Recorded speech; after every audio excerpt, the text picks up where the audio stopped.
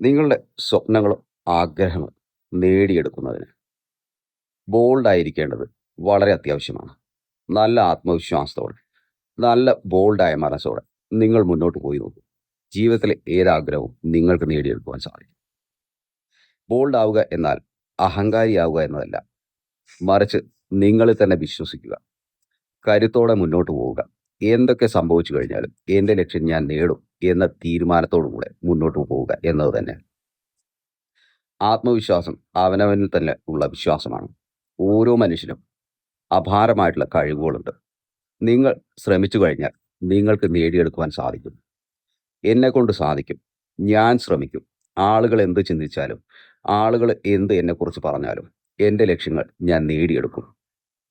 ഈ ഒരു ചിന്ത എപ്പോഴും വെച്ച് പുലർത്തി മുന്നോട്ട് പോകുമ്പോൾ നിങ്ങളെ ബോൾഡ്, കറേജ്, ആത്മവിശ്വാസം ഇതൊക്കെ വർദ്ധിച്ചു കൊണ്ടേയിരിക്കുകയും നിങ്ങൾ ആക്ഷൻ എടുത്ത് നിങ്ങളുടെ ജീവിതത്തിൽ വലിയ മാറ്റങ്ങൾ വരുത്തുകയും ചെയ്യും.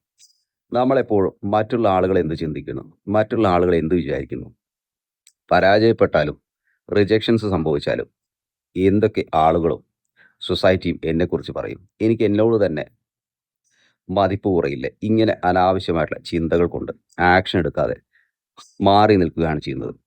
അപ്പോൾ അവിടെ സംഭവിക്കുന്നത് നിങ്ങളുടെ ബോൾഡ്നെസ്സിൻ്റെ, ധൈര്യത്തിൻ്റെ, ആത്മവിശ്വാസത്തിൻ്റെ കുറവാണ്.